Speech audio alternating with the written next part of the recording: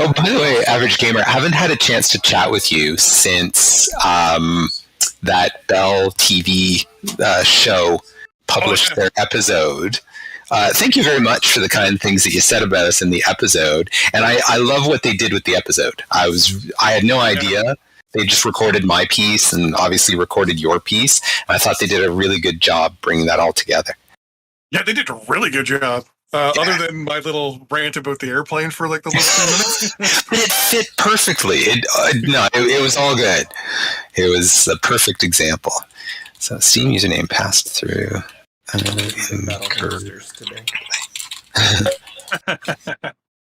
That is pretty much what they're intended to be. I played them last Space night, hamsters.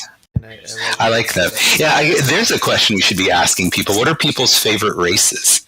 Because I know I have my favorites, but I'd be curious to know what have developed as other people's favorites. And I should talk about the 2 new races here. But yeah, anybody have favorite races they like to play as? Battle hamsters or Earth myself. I've only played as Earth. Piranha. I like them. So, and that's interesting. I know that George here, he likes to test with the Piranha because the Piranha don't have elections that you can lose because they're government type. So if he's letting the game run overnight, he doesn't have to worry about losing an election. But the Piranhas and the Omniphage were some of the first ones to introduce different statistics. That the Piranhas have a thin atmosphere as their starting atmosphere type. The Omniphage start in gaseous atmosphere. So it creates this difference where you have to be careful what type of worlds you're looking for. And there was some discussion on Discord about the fact that we've identified there's a flaw in the way that feedback works, and we are actively working on a solution to better communicate to players, yes, this is the kind of planet you're looking for.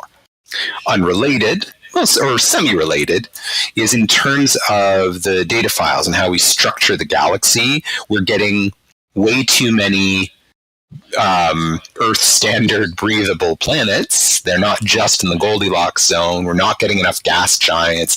And that's stuff that can be balanced through the data files, but is going to require a lot of trial and error and just iterative testing.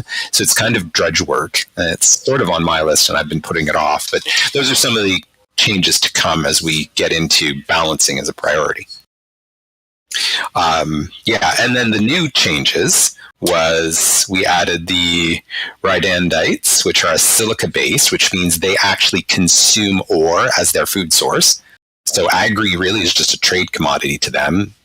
And they start in a thick or polluted atmosphere. And then the Swarm, the first of our AI races, they consume energy as their food source, and they actually start with access to 2 atmosphere types. And the idea is that you can research, there's text to unlock all the atmosphere types, and then you can colonize anything. So, and then there's still some question about how much we want to enforce limits. We are still deciding what balance we like for realism versus gameplay and a lot of this stuff. Some of the changes that have come recently, here I'm just going on, hopefully I'm not boring people. These 4 traits here, in the next build, our developer build here actually has some of these already. These traits are better tied into how AIs act, and that will cause some varieties in who you play as and stuff. Okay, so I'll save that ticket. Okay, let's get myself set up for the game. So, I thought we allowed them to, in single player, you can change your galaxy type. Multiplayer, I have to re-enable that. Let me write that down. P galaxy type. Chris, that should actually be. I think your mic might be overdriving a bit. Or maybe that's just how it normally sounds, but it's picking up plenty of volume. Background noise? No, just your voice is actually like really driven. Oh, you might want to pull it back a little bit. How's that? Is that a little better? I don't know. We'll find out over time. I do that. I do tend to speak in a loud voice. I know that for all the video recording that we do here, our video guy Eric tends to turn my gain down. I'm a loudspeaker. Yeah, it's fine. It's not bad. I just, I'm a OCD when it comes to sound. The opposite. I was turning you up. Okay. Also, ignore me. Don't worry about it. The joys of Discord. Everybody's at a different base volume. Okay, so we'll go with a very small galaxy to make it easier for us to find each other.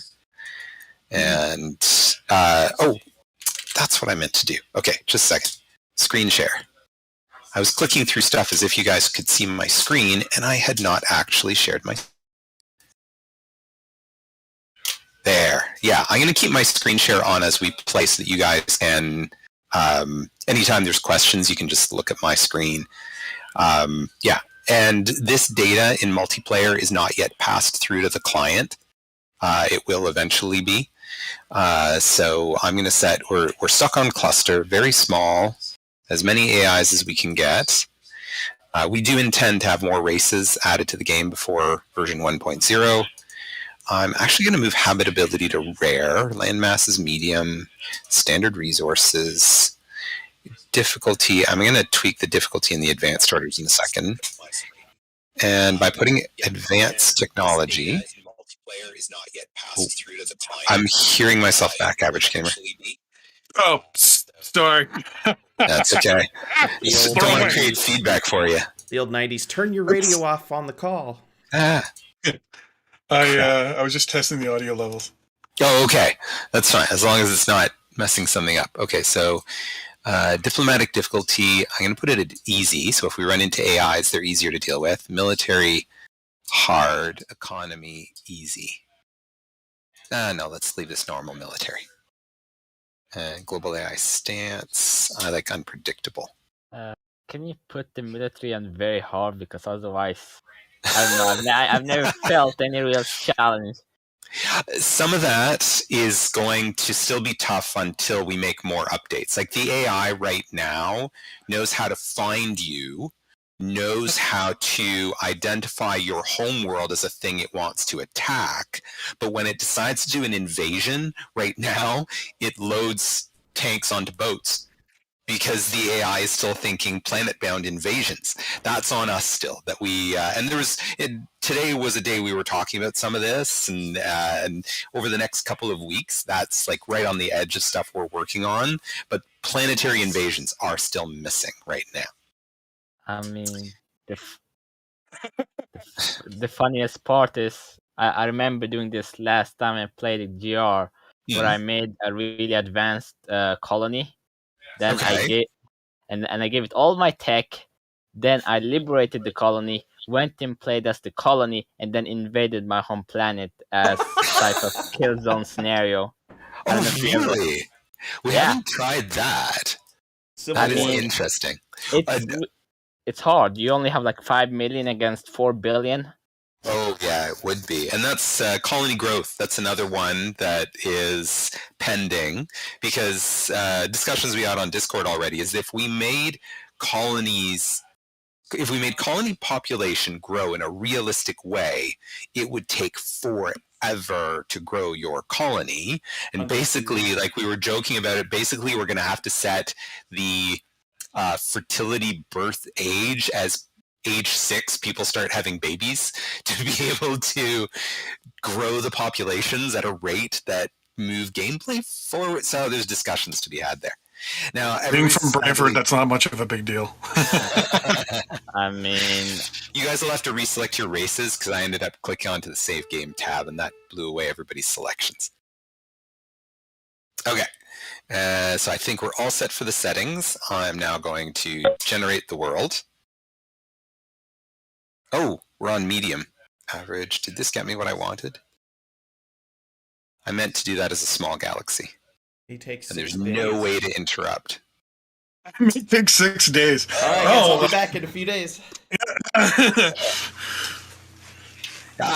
like that line. So this is some of the multiplayer experience is still flagged for review. That generating the default of a medium system. And if you watch my stream right now, you can see the progress. The progress isn't transmitted to the other players yet.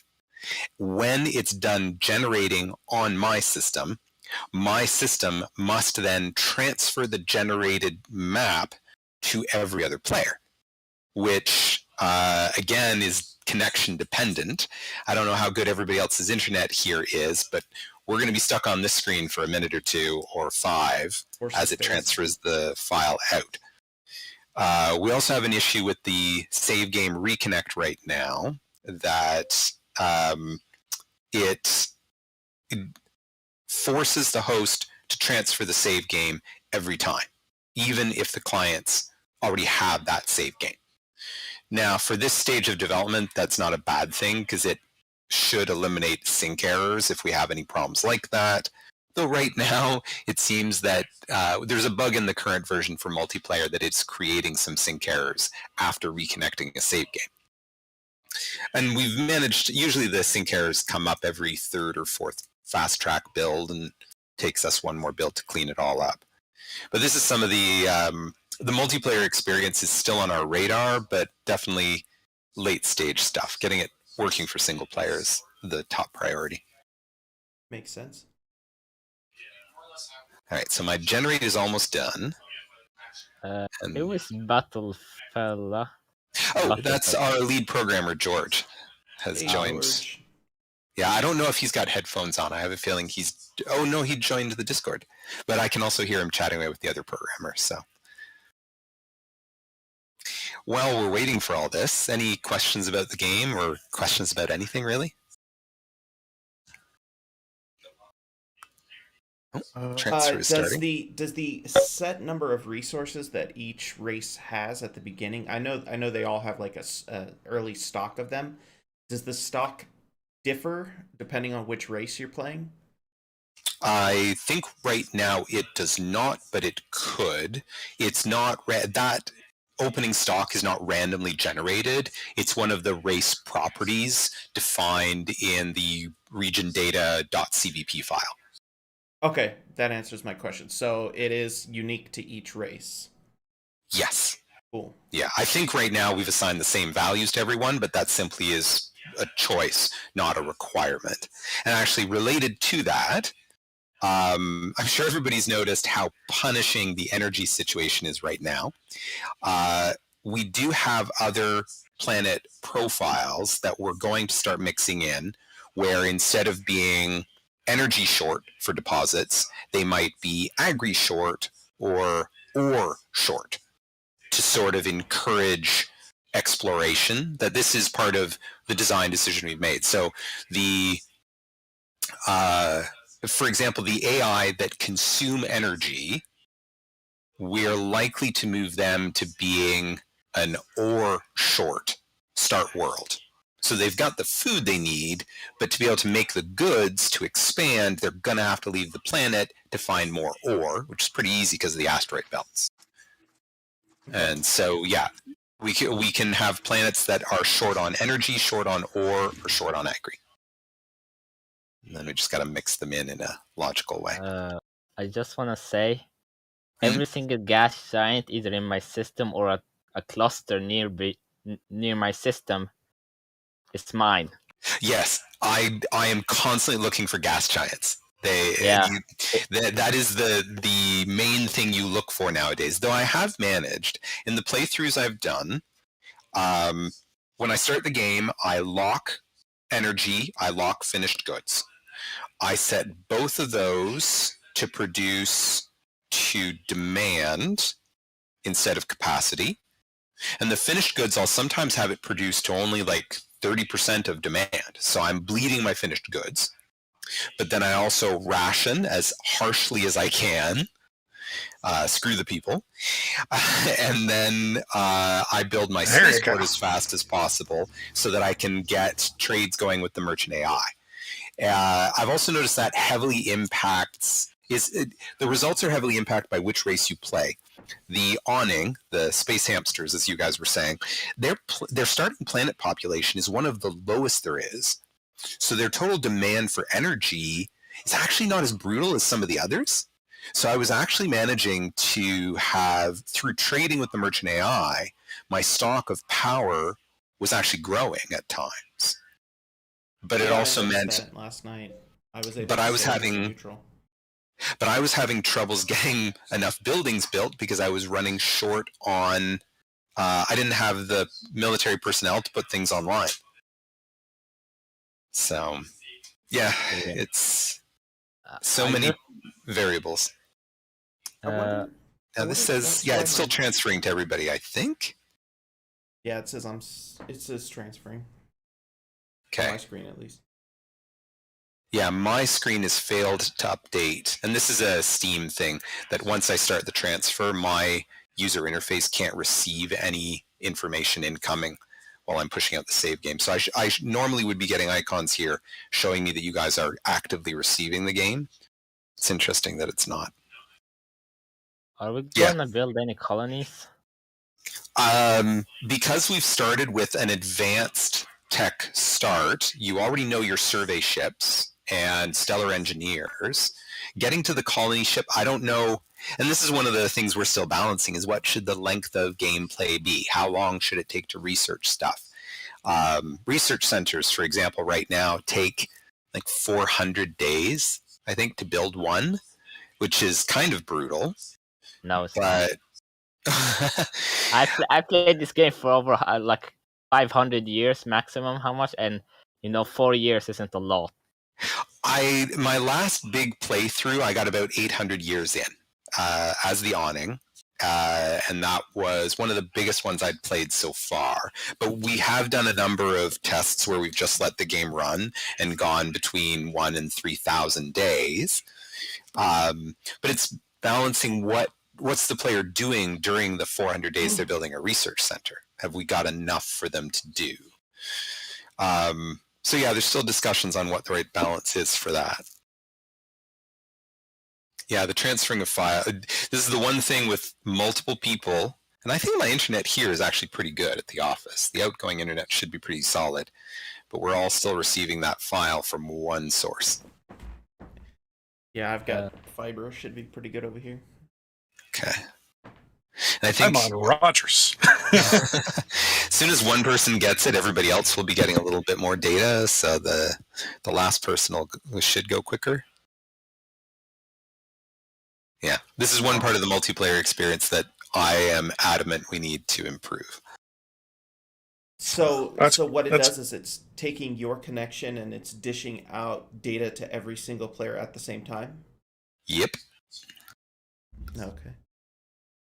Sadly, that is the limit of it. And we've managed to, myself and the rest of the team have done multiplayer test games with up to 7 of us. Now, we don't usually, I had meant to change this from medium back to very small. That was my biggest mistake in all of this, is we are in a very large galaxy. So, I hate the idea of abandoning this once it's all been transferred through, but yeah. That's okay. I'm also putting your feed, Chris, into the stream as well, so people get to watch that side. And it's great. This is that was the test stream that we did about a week ago that I was saying it's great that we do the YouTube videos, George and I, all the stuff we put out there. It's fun to do those. But the game's far enough along now that I think it makes sense for us to be streaming, playing, doing this sort of active stuff. It's 13 months in early access now, just past 13 months. And I'm really proud of the changes we've had. I feel like the game definitely wasn't fun in the first month. It was just a slog and it was a thing to poke at. A lot of the fun has come in and there's changes happening at a good rate. So yeah, I figure starting to stream is a good approach. Got another question since we're still waiting on the download. Sure. Are there any more plans to streamline the process of picking troops up and landing them on another planet? Mainly because, like, last night, for instance, I was doing my invasion, and I did the orbital transfer, and in order to get to the inventory of the station, I had to click on the station, I don't think it's the blueprint, but it's the active information panel, and then on the right, I found the troops there. It took me a while to figure that out. Some of those things are now accessible through the right click on the location to help with that a little bit, but it still isn't as streamlined as we would like. Some of the way I envisioned it is that you make an invasion force on your planet, select them all, tell them orbital transfer. you know they've now gone to your space dock. I'd like, as the next step, I select my space transport, right-click, so select it for an order, right-click on the space dock, and say load up. And that should make the space transport go to the dock and pull all those units into it. That'd be great. And then from there, obviously, the third step becomes select that transport again. Usually I hotkey it because it's easier to do that. That if I hotkey it, I can then jump to the point I want to invade, hotkey to recall, right-click, drop. And my ship will travel and drop to that location. And actually, I can right-click unload. Then it will travel and drop and unload from one order. So that would get it down to about 3 steps, which I figure isn't too bad. Yeah, that'd definitely be cool. I make another note to myself about that, the transport right-click. What type of galaxy are we playing in? Like Pro, Cluster? Cluster. If you on Discord, I'm sharing my screen. If you want to review the settings that I picked, you should be able to click into my stream and see the settings. So, and the galaxy types, that's one of the things that obviously is still partially in progress. That cluster, spiral, and band, I think, are working properly right now. Branch and ring have some inherent issues in what we try to design and may actually get pushed to post-release editions that we may go back to just having the 3 that are working, might be in version 1.0. That there's some things that we have started to say, okay, that's going to have to be a phase 2 thing because the scope of the game can go pretty big. One of the things that is still being looked at is this new system of crates, that when you set up a diplomatic trade, let's say I'm going to give Mac 2 million tons of agri. When we go into diplomacy, I offer the 2 million tons, ask for nothing, Mac agrees. Immediately, 2 million tons of my agri are put into a crate, and that crate is moved up to my space dock. There are some quirks there that for my space dock's cargo capacity officially is way less than 2 million tons. But we've had discussions amongst the team, well, it's a crate. You can just take it to the outside of the space dock. It doesn't have to go inside. And the merchant AI ships, as they move stuff around, they are also ignoring the weight of these crates. That it is one place that the game goes beyond a limit, just saying it can drag the crate, it can attach it to the outside of the ship. But it can create quirks where once the crate goes into the space dock, if you tell your land units to orbital transfer, they get to the spaceport, look at the space dock, and go, oh, there's no space for me. And they won't go up because it's full of crates. So we've had to make a few exceptions to the rules there to allow some of that. And you can still run into some issues like that with the managing of the crates.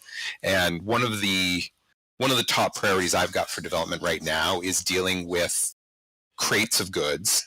Specifically, that it's gotten better that when you build a colony now, your colony comes with a space dock, so you can send goods to your colony. It should work fine to just diplomatic trade, send them goods. The merchant AI shows up to pick up at your space dock, deliver at their space dock, it goes to their spaceport. But you can also send a transport ship with land units to a non-colonizable world. There's parts here where I'm not totally satisfied because I can take my infantry guy. I'm assuming they all have spacesuits because I can put them down on a gaseous world and they're fine. Sorry, 2 seconds. That'd be an impressive spacesuit if you could go to the center of a gas giant. Sorry, not a gas giant, but a gaseous, like a Venus-style world. Oh, okay. It's made of duct tape. It's fine. Yes. And so when they unload, they actually claim a piece of territory. So you've got these non-habitable worlds that are landable worlds and have resources on them, and you want to exploit them. And they treat the ownership very differently, that when you go down and you take the hex, you just get the hex in its zone of control. You don't get the whole planet. And this means if the 5 of us found an energy-rich non-breathable world, we could each land at a different place on the same world, and it would just take our little pocket, and we could build, theoretically, you could build an industrial complex, build the power plants, and start generating power from that world to ship back to your home world. But right now it hits some issues where the dropship belonged to my empire, the engineering unit I brought belonged to my empire, but when the engineer came out and it claimed the territory, that territory becomes a colony with no population, but it is its own colony, and you can't start building because you didn't bring any finished goods with you, and there's no supply. The engineer is supposed to allow you to build in unsupplied territory, but it belongs to the home empire, not to the colony. So we're really close to having a working system there, but there's a whole bunch of moving pieces that I'm trying to get lined up so that we can get it working properly. Any other questions? I was really hoping this transfer was going to go faster. What about ground infantry? Like, I don't know, rifles and stuff. Do you mean like walking guys as opposed to guys in trucks and tracked vehicles? I thought that would be a thing, so you can like have him on transports and like have a quick response unit. Right now, we've avoided that. They could be modded in. Some of that, I'll be honest, is budgetary concerns in the fact that we don't have a model. We don't have a 3D mesh for a Stalopter or an awning or an omniphage character. So they would all look like World War II soldiers again. So the decision was to simply put every soldier in a vehicle. And really, if you've gotten to the point that you can travel through space, do you really need to send poor infantry guys walking around your planet? I mean, Militia, eventually perhaps. they need to exit the vehicle. True, but we just right now the response we would say is we're abstracting all of that, and you can still assign garrisons to the cities, which. Actually, we've replaced, now that I think of it, we have replaced the leg guys. Your garrisons are now represented by a 3-legged security mech thing. Yeah, I've seen that. Okay. I'm glad somebody's seen it. Most of the combat I've done has just been out in the middle of nowhere. I haven't done too many city invasions where they had the garrisons to fight. So yes, we have avoided anybody outside of a vehicle because what would they look like? I would need to get so many more models from my 3D artist. Oh my goodness, my screen just went to sleep. So Okay, now, my mouse to keep it awake. If someone does decide to mod that in, right? Is the framework in place to where it doesn't just pull from one generic model for all races, where you can actually say this is specifically for this race for garrisons, for instance? Excuse me. Sorry, ask that question again. So if I mean, I don't 3D model because I'm horrible in Blender, but if someone were to do 3D models for each race's, let's say garrisons, right, and show like an anthropomorphic, whatever the freaking word is, a version anthropomorphic. Of anthropomorphic. Thank you. Version of their species. Is the framework in place where you can go in there and say this 3D model is specifically for this race, so that I'm not playing humans and suddenly I've got an awning garrison? Yes, it is supported, and it wouldn't be done. It's one layer up from what you're describing. Is that you would make the 3D model and define the model in the game in one data file, and then in the equipment file you would make a piece of equipment, a garrison, that is accessible to only one race. And you would make that unit use that specific model that you had defined.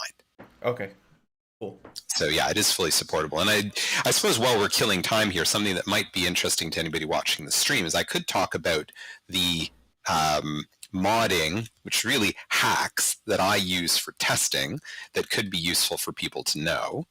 Let me grab my game folder here. Actually, how can I get? Let's bring up. Hang on 2 seconds here. Let me manage. I'm just pulling up a folder here. It's a game developer that trusts his game that can Alt-Tab out at will. Well, it's just transferring the file, and yeah, it's still, sadly, the transfer is taking longer than my worst case scenarios had been. I mean, Do you guys plan to add in something that like maybe shows the status of the transfer per player? I'd like to, but there may be limitations to that because we use the shortcut of relying on Steam's matchmaking service for the back end so that we don't have to write it. There's limits on what Steam will tell back to us during the time that it's transferring. It could easily turn into one of those classic Microsoft install bars where it goes from 0% to 100% at the end of everything. Oh yes, of course. Your thing will be ready in 5 hours, and it's ready. Yes. Yeah, I always love that line of the time it takes to install something is any time other than what the progress bar is currently telling you. Okay, so in terms of the data files, if anybody's interested in modding and experimenting, the first place that I tend to go is maps, Orbats, GR Orbats. And there's actually still traces of the hacks that I do. So each of these numbers matches up to one of the races. 101 I know is the Earthers. I think 202 is the Stalopter. So if I open the 101 file here, which you can open in Notepad, I'm running PSPad. This is just a comma-separated file that is listing what everybody starts with. So you can see that they start with 3 interceptors. Everybody starts with 3 interceptors. At the bottom here, where it says temp for testing, I've grabbed all the IDs for all the other kind of ships that any given race can do. So I have a set of, and I've got a set of these files in a folder somewhere, so I can just copy paste and discard the changes when I need to go back to the original version. But I just have to count here and go 1, 2, 3, 4. So here I go 1, 2, 3, 4, and then I put 5. And if I do this all the way down, save, regenerate, the Earthers will begin with 5 of every ship that I've done this for. That you're just setting starting quantity. It's, as you guys can imagine, for us being able, when we put in a new feature that relates to mid-game, it can be important to just hand out hacked Orbats to everybody, launch the game, and to be able to see the effect right away. That's one hack that I use. Another hack that I will commonly use is in the maps data. Anybody who's modded Supreme Ruler will recognize a number of these files, that the TERX is terrain, TTRX is the tech tree. And these can be modded the same as they would have been for SR, but the new ones are RPRF, region profile, PPRF, planet profile, SPRF, system profile, and GPRF for galaxy.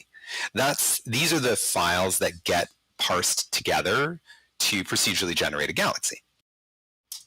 If I open the GPRF, very small file, it has the 0 to 4. These are the 5 sizes of galaxies that you can generate normally.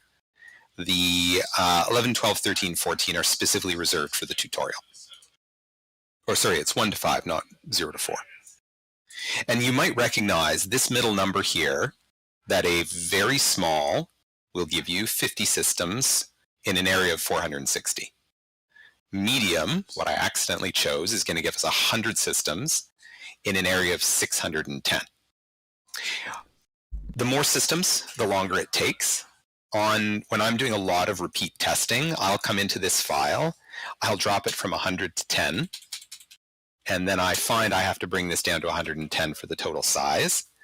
This means I can generate a whole new galaxy in about 10 seconds because it's just got 10 systems. It's very tiny, but for experimenting and testing stuff like that, it works really well. So anybody who's modding, making real big changes. And I tend to do the middle one because it's the default one, and it just saves me one click. It's one less click every time I'm testing if I change Galaxy Size 3 to be 10 systems instead of 100. So is it like SRU where you don't even have to like close the game down? You can just like immediately load up the next one and test what you did? Yes, these files. Oh, sweet. Yes. And in some respects, it's even more on-the-fly testing than SR was, because SR had the requirement of caching. Every time you proc gen, you're essentially building the cache. That's what the whole process is. And it's doing it all on the fly each time that you start it. So Good news for a teaser for the next generation of Supreme Ruler. The changes we've had to develop for Galactic Ruler means that caching maps for Supreme Ruler games with the next game will be much faster. And that should make a couple of people watching happy. Yeah, any of the modders who've had to recache with units. Most of the modders knew for SR, if you just commented out the units, you'd get a cache in like 30 seconds. But if you needed your units, if you thought you had your final one, you would run the cache, and for some of the modern maps, it would take an hour to finish processing the entire cache. That won't be the case with the next generation of Supreme Ruler. I'm not willing to say how fast, but we've got enough test code in place that I can say much faster. I'm confident using those words of much faster. So this stream sadly, my invitation for a multiplayer game may turn into just discussion of modding if I can't get this thing to go. I do have a question that you might not even be allowed to answer, but I'll ask it. Oh, go ahead. So, I mean, we know Supreme Ruler, the next gen, is coming eventually. Yes. Are you guys... Are you doing any work on that before the completion of Galactic Ruler, or is your plan to completely finish out development of Galactic Ruler before you put any time into the next gen of Supreme Ruler? We have been doing some development of the next generation engine that just because it seemed to make sense to try and keep some of it in sync as new features come in.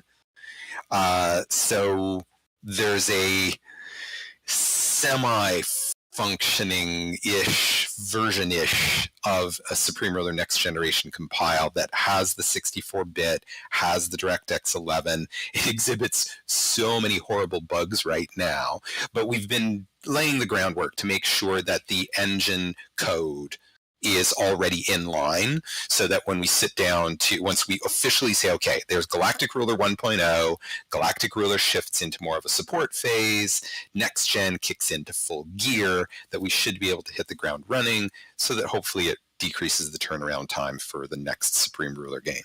So to follow that up, are you working on an entirely new engine for it, or are you improving the existing engine so that it works with 64-bit?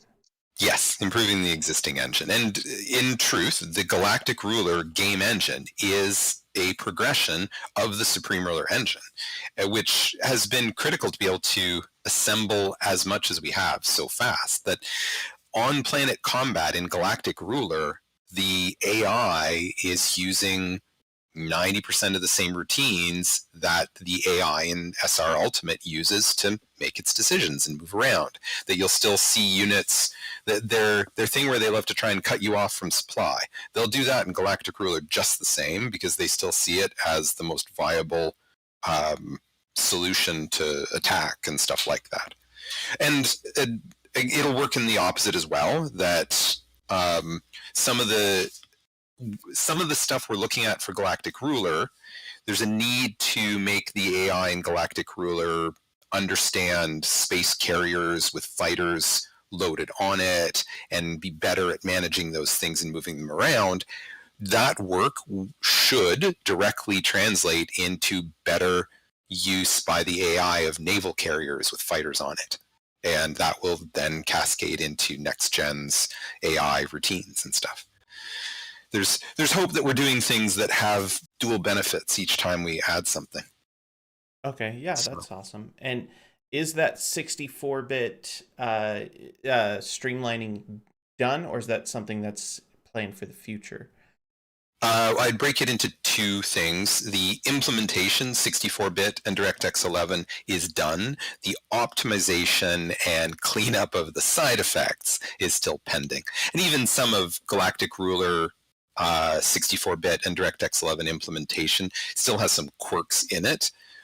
Just the normal development cycle is you implement first, you worry about efficiencies later.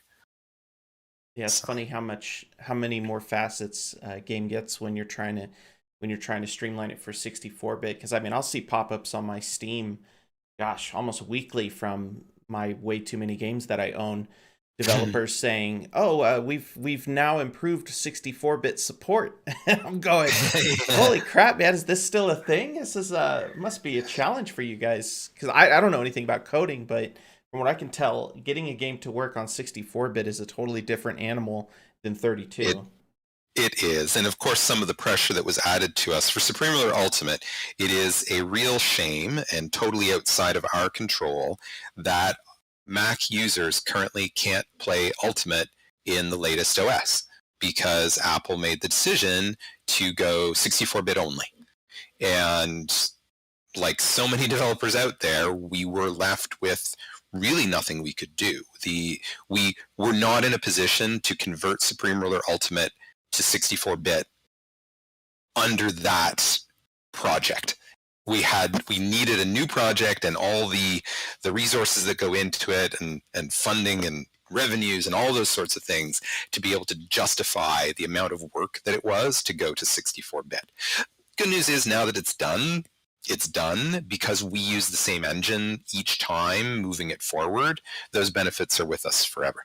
I'm going to mute my microphone for 2 seconds. I'm going to chat with George about some of this. I am wondering if we sadly are going to abandon the lobby I have now and recreate on a very small galaxy to try and actually get this thing to transfer. So I'll be right back. No problem. Okay. So what I'm hearing is Supreme Ruler Ultimate or Supreme Ruler Next Generation pre to the power of like 30 alpha. Good to go. And for those users who do have the Macs that want to find a way to play Supreme Ruler Ultimate again, they can sell their crappy Macs for a ridiculously overpriced sum and then buy a magnificent gaming PC with all that money from selling their Macs. So there is that. Yeah. There we go. So that answers the question. I've seen Macs sell, use Macs sell for quite a bit. I used to work for Apple. Ugh. Oh, you poor fool. Well, congratulations for not jumping out a window while you worked for Apple, because I hear that's a thing. I actually worked for Apple in St. James Square or whatever it's called in Hamilton. I worked for their iPod repair division back in the day when iPods were the big white squares, and we would repair them, send them back to customers. Okay, so chatting with George, we are going to attempt to restart this sort of thing. George is going to stay out of the loop for a minute. I'm going to ask all you guys to stick around in Discord and ideally watch my stream. But what I'd like to try is just myself and Average Gamer are going to set up a very quick, very small start, transfer, go. And as soon as we're into the map and that worked, we'll quit and restart again. Hopefully you guys have the patience to stick with me for this. All right, so you want me to drop out? Everybody drop out. Got it. Okay, and so I'm going to start a new lobby. I'll rename that. So BG793B is now open. Average Gamer, if you could please join my lobby. I'm going to set this to very small, and I won't worry about any of the other settings. I'm going to click Ready and Generate. Now it's only doing 50 instead of 100. It'll still take a bit of time to get to the 50 mark.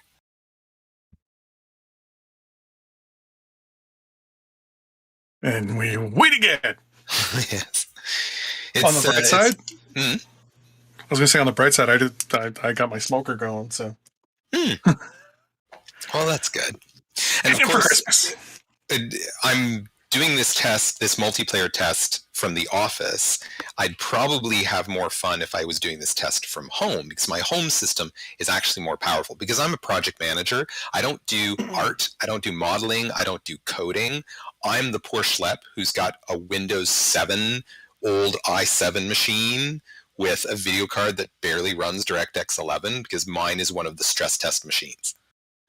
So if it works on his computer, it'll work on everybody's. that's pretty much it. Actually, I found one even worse. My kid had been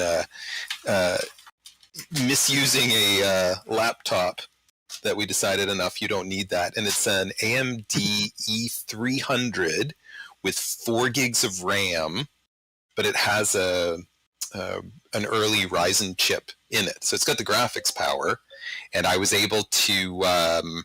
Game started.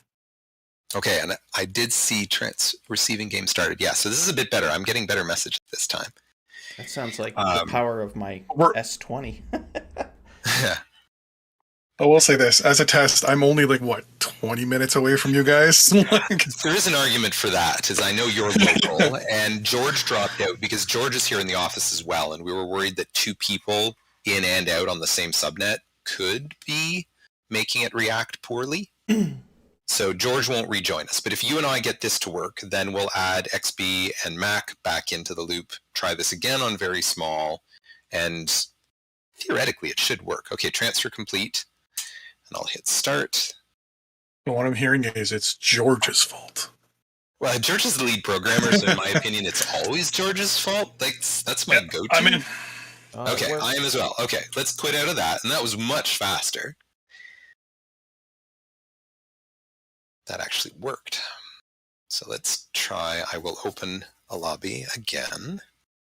One of the changes we made, it's a small thing, I don't know how much people care, from SRU to Galactic Ruler, is now when you are in the game and you say quit, it makes a save game called Save on Quit, so that if you have to reload, you have your Save on Quit file is there accessible. Yeah, that has made me very happy. Good. It was just one of the things we're like, hey, maybe that'll be useful to some people. Yeah, there was a video I did a while ago, and I accidentally forgot to save, and I closed it out, and I was just like, no! And the Save on Quit saved you? Yeah. Doesn't do it in SRU, unfortunately, and it's caused some headaches. It's a feature for the next game. Okay, so 4 humans, 3 AIs, 7 total players, very small, advanced tech. I'm not going to try and mess with anything else. I'm going to take the Stilopter. Advanced tech means tech goes faster? We start at sort of 3 layers up, so you start with the tech required for your first FTL ships. Okay. I've never done advanced tech. I always start with crap because I like to work my way up, but that's single player. Yeah, and I tend to like the normal as well, but anytime we're doing a multiplayer, we've been finding we always use advanced for a multiplayer game. It just seems to make sense. XB, can you ready up? Oh, right. It's my fault. Once I start changing and this is again a difference between how SRU handled multiplayer, is now you arrive automatically ready, but if the host starts changing options, it unreadies you. We thought that was a reasonable way to do it. Okay, generating. This may take 6 days. I mean, if the last one's any indication, it may. The last one said 6 days as well. Well, this one is half as many systems, which should make it a quarter of the total file size, which should be that much faster to transfer. And George isn't here, so there's one less person to transfer to. I did have one thing I noticed last night when I was playing. The ships go through the sun on tracks to different places. George just laughed because he heard you say that, because I've been complaining about that. Yes, the ships go right through the star, and I don't like it. We don't currently, it's not considered a high priority at this time. I figured, but I thought that was pretty hilarious, flying my little fighters through the center of the star.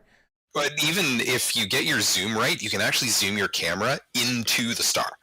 You can see inside it, which arguably has been made a bit worse by me. In the latest build, I had some requests, this was in the changelog, that the system is now a bigger footprint so that you can zoom a bit further out. So, for example, before, if it was 600 across and your orbitals took up 400 hexes across of that, that was the total size. You can only zoom out so far. Now it will still give you the 400 across for your orbitals, but you have 800 total. You have more of the Oort cloud on all four sides. And that lets you zoom a little further out so you can get a better picture of your total system. Can't be sure that's going to stay because George complained. He's like, you wanted a little bit more zoom and you've just made every system calculation 4 times more intense. I'm like, you could sorry. Unintentionally make your game like Spore, and we'll zoom in all the way down to the microbiological level.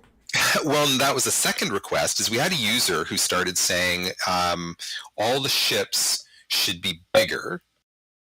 And I sort of countered back saying, well, you don't actually want the ships bigger. You just want to be able to zoom closer. And this update has that result, is that we've allowed players to get closer in on the zoom in. And I really like the effect. And in fact, we have a hotkey. This is leftover from SR.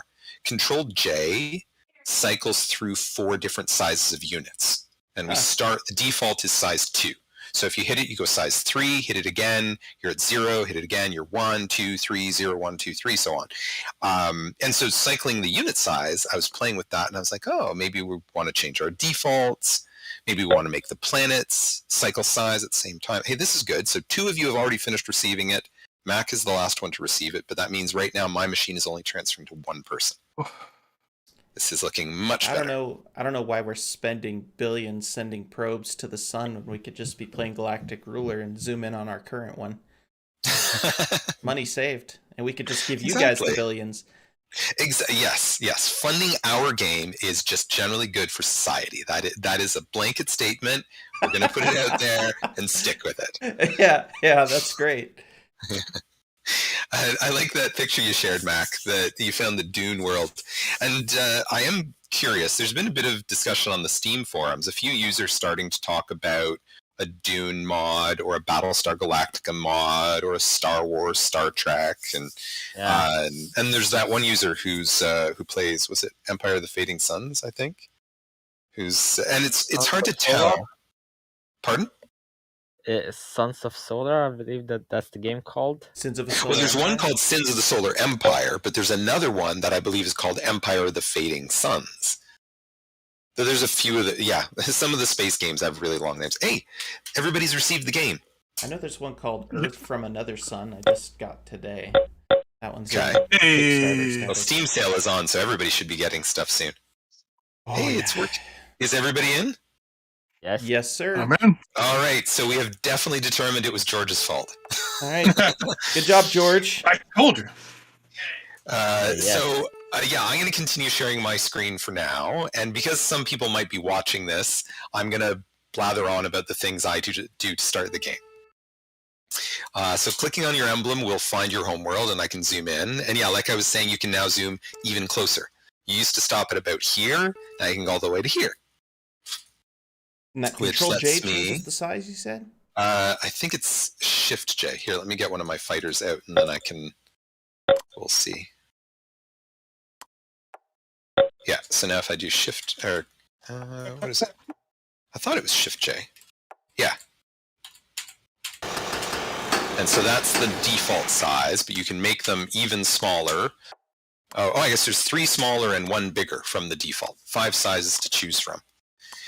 So it's still balancing out what the stuff will look like. So that's one of my ships. Another thing that is still being heavily debated amongst the studio is how fast should each tick actually go? I could tell you from personal experience that all the ticks but very fast seem to be similar to each other, and suddenly very fast you're tossed into hyperspeed. Yeah. And that is consistent with my experience, is that this speed, so 1, 2, 3, so speed 5, I want it to be faster. Speed 4, I want it to be faster. But 3, 2, 1 sort of need to stay the same, because our experiences from SR, you can get into some big planetary battles, you suddenly do need those really slow versions. Yeah. So I don't want to change the bottom 3, but I am looking to change the top ones. I also like to avoid the topmost speed, because that was, and this has been talked about for SR before, at the topmost speed, there are kludges being done to the combat, that the combat is slightly simplified to squeeze out every last ounce of performance, because there were so many requests for SR, more speed, more speed, more speed. We did make that little hack, but we had balanced SR so that it played best at 4 and 5. There weren't as many people using 6. So, but that's one of the things that we're looking at now. Okay, so I'm starting the game. Some of the first things I do is go to here, resource. Double click. Oh, I paused it. Whoops. That's okay. So I double click these to lock them. I set both of them to demand. I screw over my population by rationing both of them. And even this one, as I said, I'll produce like 60-something% of demand. And I'm tracking here. I've only got 37 million. Yeah, I'm worried about my power situation. As soon as I can, I want to be importing, exporting, and exporting. So that's how I set up my resources. Research, especially on the advanced tech start, my minister actually picks all the things I want. So I tend to ignore it. Here, I want to build, right away, I'm after, that's my machine, I get lag opening that list. I want one survey drone, and I turned off, I don't want it to continuous. One drone, one survey ship, and I'll come back after to decide what else I want. And right-clicking here, I'm going to build space production. Let's get 2 more of those on the go. And then double-click on my planet.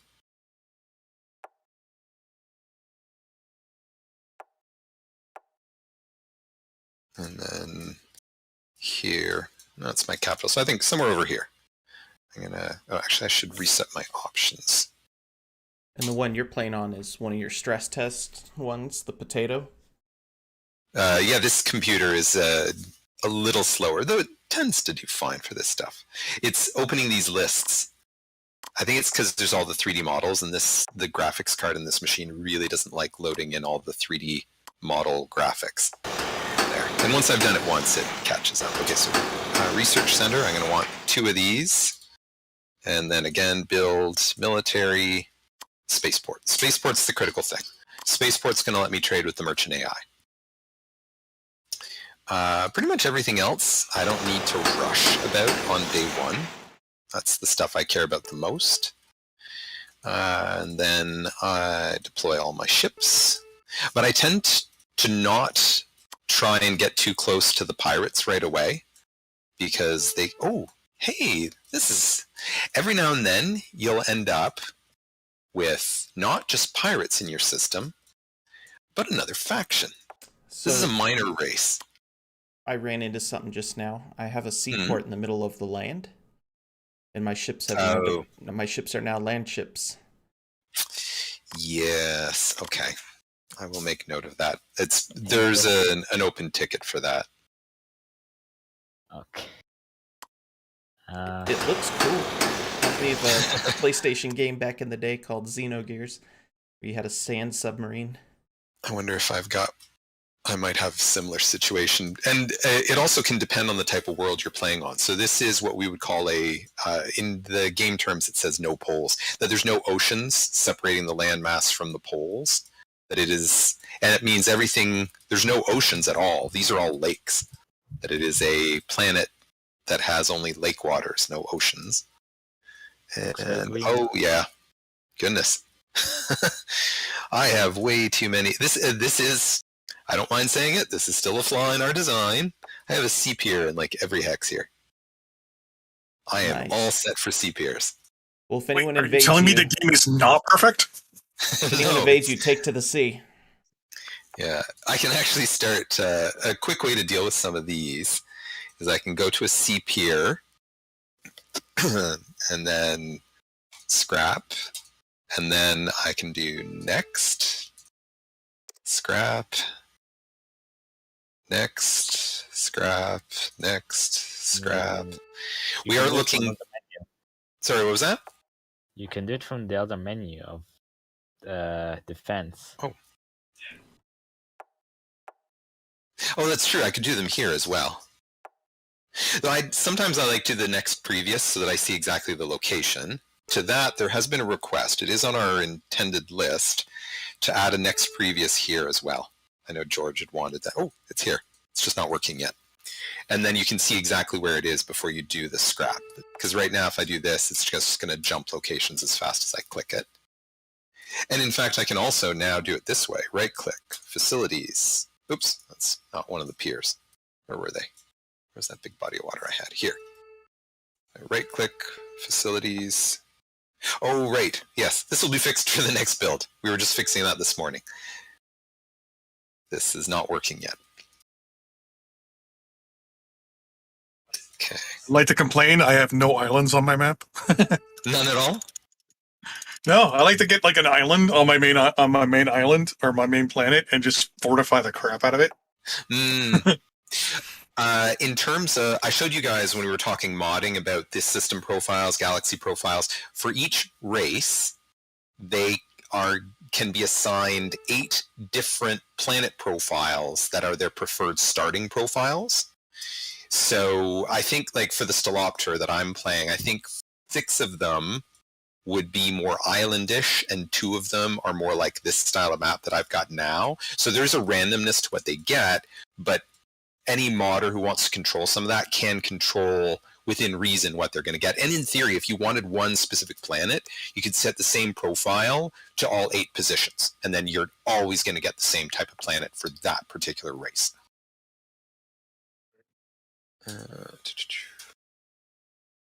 Oh, I got my first drone is built, so I can start surveying stuff. I got lucky last night. All my military facilities were on a couple hexes, so I just put my spaceport there and was able to launch right away. Nice. And the spaceport builds pretty quickly. Oh, look, I'm being told that my rationing is too severe. I'm going to tell my minister, never tell this to me again, I don't care. I don't care if they're starving. They have plenty of kids. Yes. One of the tricks I've started considering, because we've been talking AI a lot lately, and if you go to the command department and crank up your AI, the minister, governor we call them now, is going to move around all your space forces. But what I realized I could actually do is in the rules of engagement, I can lock from the minister and apply this to everything I build from here on. I can select these guys and lock them from the minister. So now the only thing not locked is my survey drone. That's the only thing he'd have access to. So now I can crank this up to full, and then the minister should start moving this guy around. So what did the surveyor world? Yeah, and this is some of the stuff. So here, I'm the Stalopter. This shows that this planet is Earth standard atmosphere.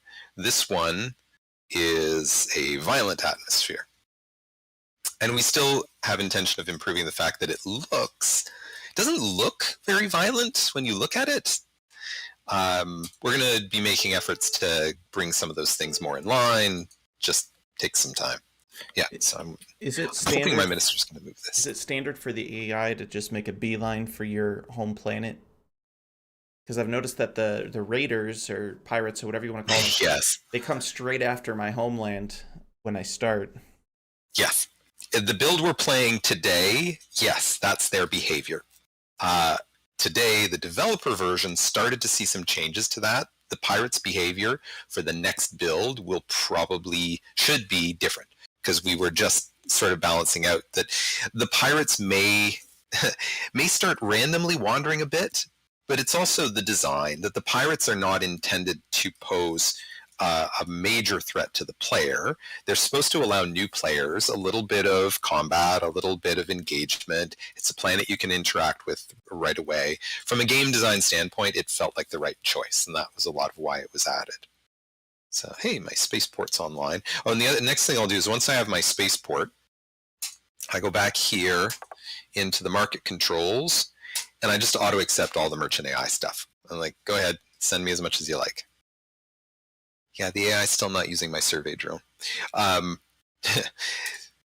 are a bunch of changes that were made to the AI code this morning. So yesterday's build doesn't benefit from those yet, but the next build's going to have a bunch of AI stuff. Oh yeah, and I was mentioning, so here, I know that this has a zone of control. So I know this is the pirates. This one doesn't. So this is, in theory, the design when we came up with these is, this is, if you think in terms of Star Trek terms, this is supposed to be a pre-warp technology world. Problem we're having right now is that they research up to FTL, like they just start teching up and they become spacefaring pretty quickly. And we're not really sure what players are going to want. Do they want to have some races that never go to space, that just live their lives on the planet? But if they only live on the planet, if they don't have a spaceport, you can't really interact with them unless you drop to their planet and start invading them, and then they'll fight you back on the planet, but they'll never come to space. Or should they be able to make their way into space and then you can trade with them? They'd always be behind. I don't know. That's one. If you guys have any thoughts on that, open to feedback. Oh, hey. That, sorry. Okay. Major race right here. Pirate race right here. Minor race here. Don't start spacefaring. Could research spacefaring, or we could stop them from ever becoming spacefaring. I don't know what. Actually, that wouldn't be too bad, because then that would give you the ability to also kind of, how can I put this properly? Enlighten them. Yeah, but if they never become spacefaring, the trade system we have right now, you can't trade unless somebody has a spaceport. Oh, sorry, I meant that with quotations. Oh, yes, and that's true. You could land drop ships and just invade them, and you are the alien invader. So it also gives you like what if it was a random thing where basically you get that tertiary group, and it's basically a 50-50 shot whether they are going to develop it or not. Because then you technically don't know how many species are out there. That's true. And I think the game engine, we have up to 5 of these minor races. And the bigger the galaxy that you generate, the bigger... Oh, there's Merchant AI is coming to deliver me some stuff. Oh, one of the new screens that I look forward to this being in Supreme Ruler. So this is... Let me go to Energy. So this supply chain screen it replaces your purchased sold stuff from SR, and I love the way it ended up working, that it tells you excuse me, I had 300,000 went from production to my stock, and then 45 million was traded, and then 167 from stock went to the population. So you can sort of see where all your commodities are flowing in and out, including trade. And what I really love is I can set it to all, and I can see all my commodity moving. So this is a screen that I expect will be in the next Supreme Ruler game, and I think it'll really help players understand what commodities use what, and all the interactions and where they're running into shortages and stuff. So, yes, that's me geeking out about user interface. Well, this is fun. I just went immediately to war with the Raiders because screw those guys. And same here. Could be bad. I lost, but I captured their facilities, their space production. Oh. And now they're attacking their own space production facilities instead of capturing them. And there is a known issue in the public build right now that they don't capture. Pirates are supposed to be able to capture, but we've got a ticket open that they're not capturing, and we've started investigating. It's definitely a bug. They won't capture right now. Okay. Yeah, I noticed that. And they all just used up all their ammo. Yeah. And that's another thing, is that right now sometimes they'll wander around the system so much that they'll run out of fuel and be trapped somewhere, and then you can just pick them off at your leisure. And I do sort of want, like, the pirates start with a bigger inventory than you do, but you have higher tech and more ability to expand. So the idea is that within about the first 200 game days, you become stronger than the pirates, and they're not really a threat to you beyond that. But again, it gives players something to interact with in the early days. I wanted to ask, Mac says, help, this planet is bad. Can you give us any more information about what about your homeworld is so this is the picture you sent on Discord. All right. So my home planet is small, and I have quite a large population of. It was 627. Now it's 626. So you can see the problem here. Oh, you're getting a decline in population. And my production is 58,000. My actual use is 1.7 million, and my rationing is minus 25%, which I don't know how that's even possible. And well, it means that you're providing the population 25% of what they want. All right, but I am like this looks like a curse, but I am blessed with one thing. My cluster, like around my home planet, there are 4 planets that I can put energy on. Oh, yeah. And I'm gonna have to take out my pirates. If you look at my screen share, the pirate world has 3 lava moons surrounding it, and lava moons, they're not the greatest for energy, but I know that you get energy from them. So I'm definitely gonna want to take that over. Now I've also got I've got my first survey ship, so if I go up to galaxy level, I can actually start FTL around. I've got a lot of systems that I can reach. I'm actually going to ignore the pirates. I'm going to start exploring, see if I can find somebody, because one of the things I'd love to talk about a bit today is the changes in the diplomacy system, that we added like 9 new treaties last week that went into the build. And some of that, sadly, we didn't get all the changes in place. It acts a little weird in places. But this morning we managed to review the rules and see, oh, that's what's missing, and I can talk about what the implementation will be in the next build.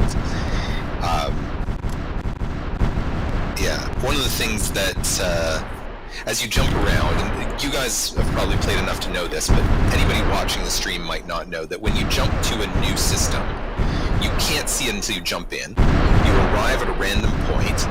I chatted with the coders today, and something I hadn't realized is the random point is always in the outer 33% of the ring, and your FTL drive recharges faster the closer you are to the star. So there is a delay. The players are sort of stuck with the slow progress of, and we tend to feel that's a reasonable limitation, that exploring the galaxy is a tricky thing to do. But you'll arrive at a random position in the system until you deploy a beacon. Survey-capable ships and engineering ships, if you hold the control key and right-click to get the advanced orders, or if you select the ship and go into the orders here, they have an option to deploy a beacon. The Ftl Beacon allows ships to FTL to that exact point, and that is a notable change that we made probably about 3 months ago. 3 months ago, such a thing didn't exist. That once you had visited, you could go anywhere when you FTL'd in, and we realized that was just way too powerful. So nowadays, you need to deploy beacons. The AI, as of the next build, manages its beacons. It started to deploy them. Sadly, the AI does not use beacons in the fast track build that's out right now.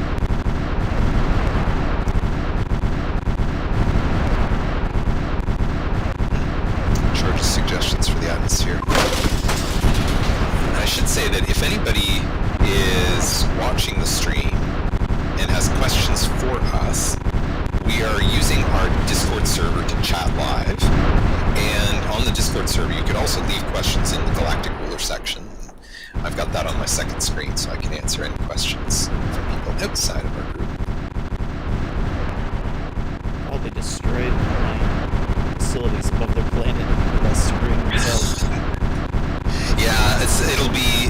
The pirates could get really nasty once they are capturing. Once we fix the capture, because they can capture your ships as well. Like, you send a survey drone near the pirates, every now and then... Actually, I wonder if... I don't know, it's the most fun is when they capture your own space dock above your own planet. Yes. You can have get more range than planet bound. The firing range should be about the same, but they just start with more ships. So. And we still need to work on unit balance. That's one of the things we're really going to aim at in early January, is to really get the unit attack and defense balances more top, because there are some oddities I've noticed that ships you expect to behave differently don't. So feel to share ideas on that in the Discord, but we're definitely going to aim at that in January. Yes. Aim at the combat. Yes, we're going to aim at the combat. No pun intended.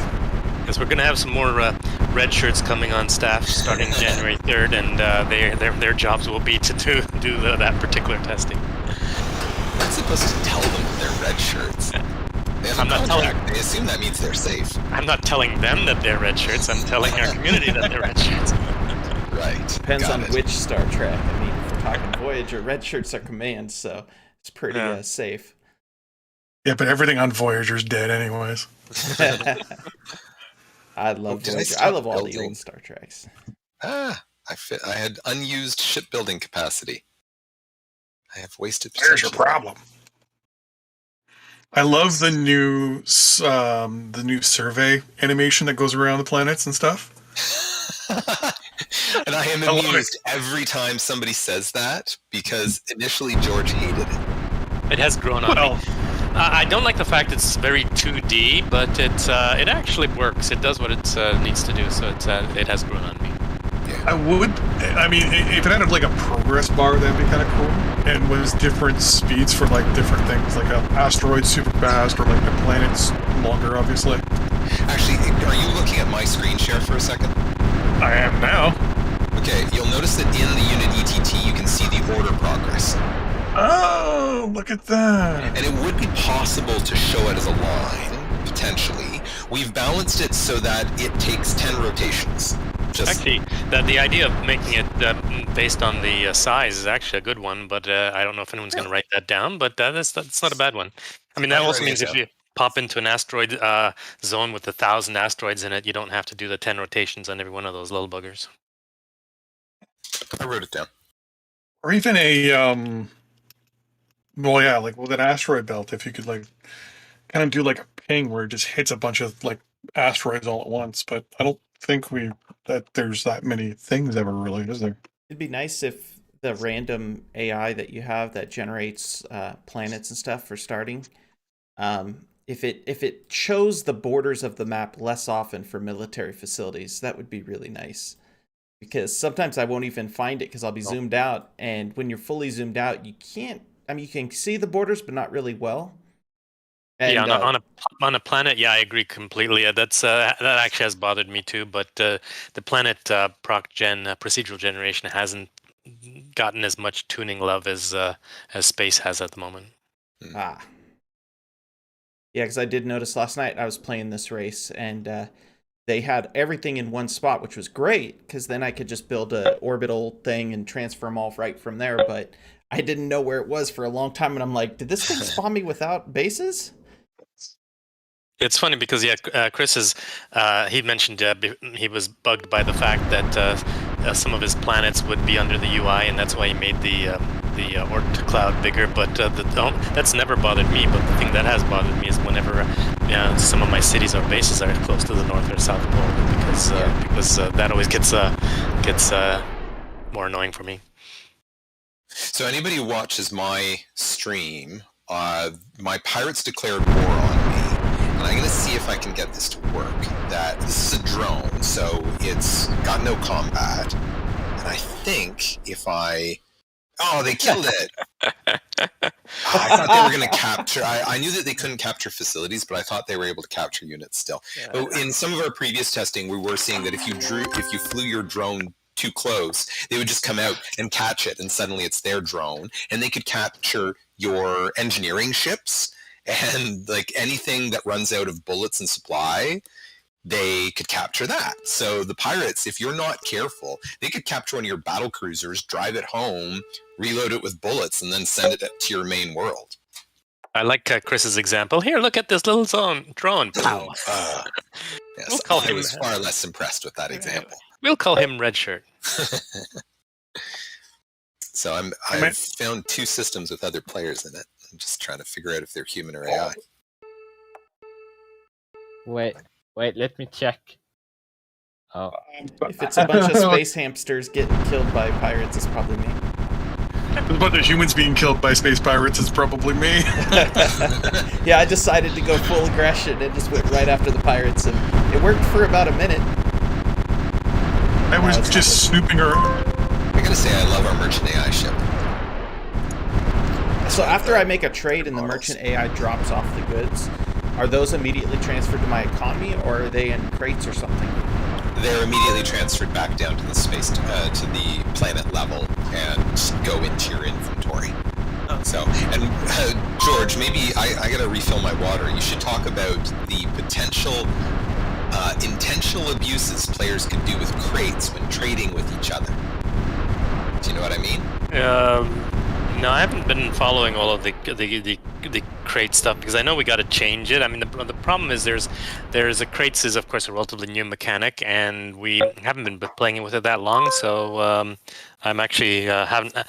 When Dylan and Chris talk about all of the exploits and the other issues, I haven't been paying as much attention because.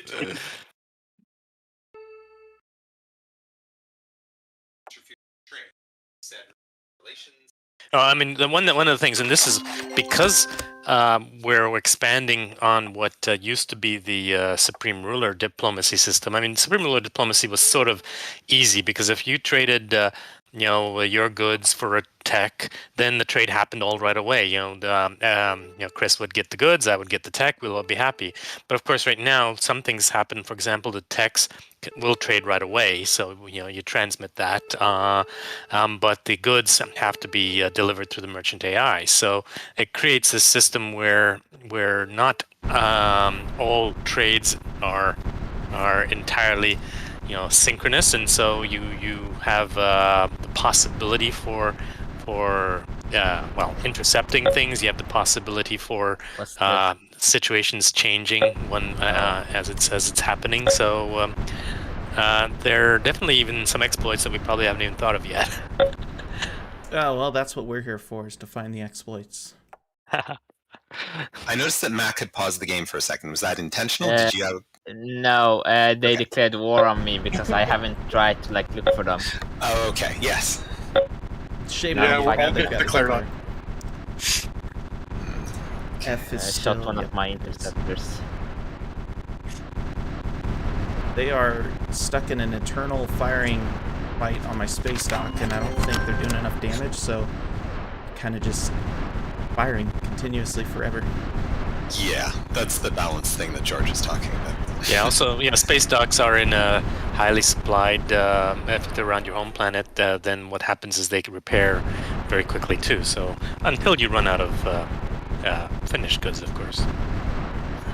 Yeah, I think I figured it out. They kept firing because they had a transport come into the area, and I think he's the one resupplying them. Yeah, he's resupplying them, and they have an enormous capacity, so they're going to have ammo for a long, long time. Until I finish with them. In a couple of minutes, theoretically, I'm going to meet one of the races in either Placerne or Priopson, and then I will be able to show some of the diplomacy stuff. I'm in Priopson. Okay. You're an Careful. alien no more. Just be careful. There's people running around shooting things. Okay, well, I've got Corvettes in production now because my minister had completed that technology for me. So my build queue is, I've got a survey going, and then after that, I want an extra survey drone to replace the one that got killed, and then I'm into Corvettes. And then how long? And before too long, my space productions are going to be up and running. I'm going to see can we see the front of the sign?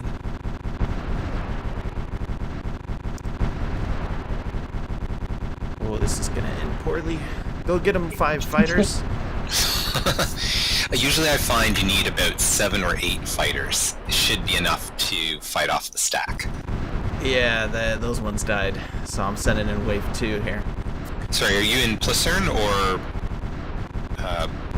Proipson? Or Priopson? I am in Priopson. No, but you're not the one who's running into troubles. Okay. Oh, no, I am running into troubles too. Aha! So I've found the Reavers, and they declared war on me. And this is again one of the things, balance-wise, a place that I felt we weren't too far off, is that my survey ship it has only beam weapons and can attack at range. And so a survey ship can kill some fighters. Now, it probably happens too quickly, But that is, so the balance of some of the early ships is the interceptor is ballistic only. The attack fighter is the first beam capable and has still some ballistic. And the survey is beam only. And then pretty much everything past that is combinations of beam and ballistic in different strengths. By the way, it seems the object for rails when you're laying them is still the old Supreme Ruler one, but when you actually lay them, they're the new Galactic Ruler ones. Yeah, the preview to build is still the old graphic. And it's also doing that thing where the first time you try to build a rail, it just cancels out and you got to try again. Oh. I've seen that happen, but it doesn't happen everywhere. I think it happens. I was trying to figure this one out. I think it's if you've been using the lower left interface to build facilities and the facility controls, and then you switch to right-clicking. That I found if I'm not in that, if I'm just somewhere else in the UI, I can go right-click, build, transport, rail, and it, oh no, that time it didn't. Yeah, for me, it's I never use the bottom left. I just right-click, and it's random for me too. I haven't really found a way to reproduce it. But it does seem to happen really early in the game most often. Okay. I've made a note of that one. I'll get a ticket written for it. Okay. All right. My second attack, surprise, surprise, it failed. But they're down to 1 raider, so yeah, I'm coming for him. Yeah, sometimes divide and conquer works best because if you do get yourself attacked by a bunch of raiders, then they can take you out with very little damage to them. But if you can sort of catch them and then hit and run, then you can get down their strength. Yeah, I've been doing sort of Russian human wave attacks, but with fighters. And I do like 3 or 4 at a time. It seems to be whittling them down because they focus on one while the other 3 are chopping them. And now they're just down to a transport and his lone fighter escort. Yeah, one thing they also don't seem to do right, which they should, but they don't, is they'll often let some of their units run out of fuel in the middle of space. They're supposed to use the transport to resupply them, but the transport just seems to shrug his shoulders and wander away sometimes. Yeah, he's helping them now, but earlier it was working to my advantage. He was not in the area. Okay, I'm going to jump in. I want to talk about a few changes that exist in GR that I think all the ones I'm going to mention here will become part of SR Next Gen and things that I'm happy about in terms of change.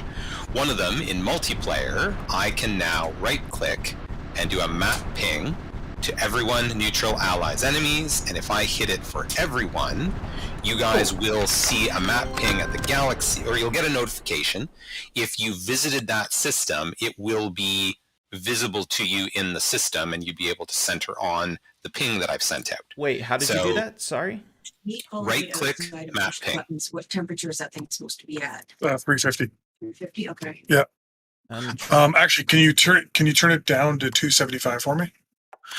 Yeah, just press the down arrow button on it, and It's open. Is it supposed to be those should be closed. like on the?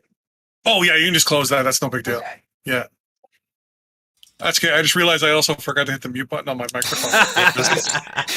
we got to enjoy that one. This is the cooking show. There we go. Cooking with average. Okay, gamer. so I'm right-clicking my star system, and I don't see a ping option. Are you at the system level or galaxy level? Galaxy level. You have to be at the system level or planet level. Somebody just managed to ping. Hey, Earthers. Oh yeah, and actually I can tell. No, that's an AI faction.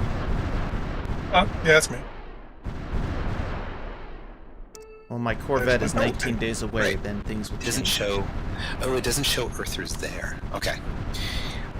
So the next feature I wanted to show actually goes to the multiplayer chat. So if you hit enter, you get the multiplayer chat that you can now send your messages specifically. Well, actually, you can always do this. The all allies, neutrals, and enemy. And then you also have a list of the people to know who fit into that group. But a new feature that was added is you can now @ players. Oops. I gotta do all, and then @ so if I do to average gamer, I can say, what's for dinner? And that just goes to average gamer. The other thing that was always a frustration in SRU was we didn't have word wrap. So you could not do a really long message that went on and on forever. So it now wraps the text. So anybody who's in multiplayer, the chat system has gotten an upgrade. Is that a typo, or does it split words at some point and put them on the next line? It tries to do word splitting. I'm not sure how well it does. I did typo that. Okay. Yeah, it should split words. But as I told Chris in 2005, I'm not building a bloody word processor. Oh, come on. Though interestingly, not George, our other coder Dylan, decided to make strings now support pasting. You can't copy in the game, but if you're external from the game and you type something, you can copy externally and you can paste it into an edit field. Is there a place to see the range of my weapons? I'm not seeing that on the blueprint here. Let me select mine here. Oh, my whole machine just chugging for a second. Oh no! Oh, that's why my guys stopped firing. Crashed, oh no! Oh, that's painful. Would that be the bad guys in my area just declared war on you? He is running a potato too, so that could be why. It's hard to know what exactly caused the crash, and I may reconnect us, even though that may generate sync errors, because I still had 2 more things to show. Oh, I was about to attack with my Corvettes too. Wait, did we crash? Dang it. Yeah, he crashed. Okay, I'm going to stop my stream for just a second while I get things organized. If everybody's up, what is the time? If people have patience, I think we're going to go for about 25 more minutes. Let me see if I can get us reconnected. I'm still in the game right now. Oh yes, it would have migrated the host to another host. Oh, that's true. Oh, okay. I suppose I could just let the 3 of you guys play. Oh no, Mac just disconnected as well. Okay. Let me see if I can get the save game set up, because I should have autosaves, and then I can just reconnect us on an autosave. It's just me now. Oh, all by yourself. I feel sad. I feel lonely. But yeah, Well, at least you'll have something to eat soon, so that's good. Yeah. When I clicked on my ship, it shows the damage it does and the defensive value, but I couldn't seem to find an actual range of fire. For each of the 2 combat stats, it should have a strength and range stacked under the icon. And one of the things, though, there's actually 2 things that are actually currently on my list, but they've been sort of low priority. One is sometimes the range at space will show in hexes, like how many hexes away you are, and other times it'll show in 1/16 of a hex, like the old kilometers, and sometimes it'll say kilometers even though it means hexes. So all of those are minor cleanup bits that I need to deal with, but I believe most places it will report the number of hexes your range is, but it might say kilometers after it. Okay, I'll look at it when we get back in. Maybe I missed it. Okay, I'm just restarting my game. I will share my screen up again. I have a Supreme Ruler related question. I noticed that there's the folder where you guys have all the satellite images for the actual Earth. Could I, if I wanted to make a mod, could I theoretically go into those and replace every single image with a piece of whatever map I want to make for my mod? Yes. Evil Dari on the BG forums has done a Moon or Mars. I think it's a Mars map that he made where he did replace all the satellite imagery. Did what I couldn't. But yeah, it requires a lot of patience, because one of the things is when we cut up the world map into its satellite imagery frames, George had to make special code to do the cut, because every square needs 2 pixels of the next square. It needs a 2-pixel overlap. Yeah, to avoid the seams. Yeah, there's a I forget if the specs are on the wiki or not, but yeah, there's a, when you do the slicing, it will need a like Chris says a sort of overlap, which is also particularly tricky to get right on the edge of the world, the left-right sides, because that still needs the overlap as well. But once that's there, then they'll tile together really nice.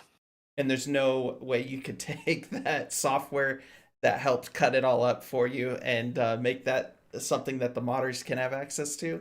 Because I attempted the same thing with Mars. Funny enough. I feel like it was a command line script that George had built.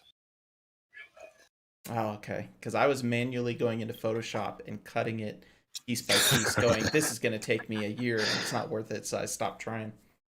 I actually used a script and... Can you guys hear George? I can sort of hear him Very, in the very background. faintly. Because I'm hearing him because I'm in the office with Oh, here we go. Sorry. Apparently my thing has buttons on it, and I've been playing with the buttons. Anyway, okay. So yeah, there's a script I used in a public domain piece of software, that command line software that did the cutting. The problem is I last did that in 2008, so so the memory's a little weak on it. Oh, damn. And of course, the one thing you can also do is you can also have the back map without the slices by just replacing the one lower res one that's in the root directory. But of course, that doesn't, when you zoom in, it gets fuzzy. That's something I could probably look into to see if the script is around somewhere and see if I can post that info to the modding section of the wiki. But I'm not sure it's a place where I can find it. And I'm my sure that's suggestion not would be on to your add. list of priorities. Well, if you make that request in a thread on BG forums, say, do you still have this script? Then I can make a ticket out of it, and even if it's not super high priority, it can stay in George's list. And if he finds time and finds the script, he can post it there. Okay, yeah, okay, I'll do that. Okay.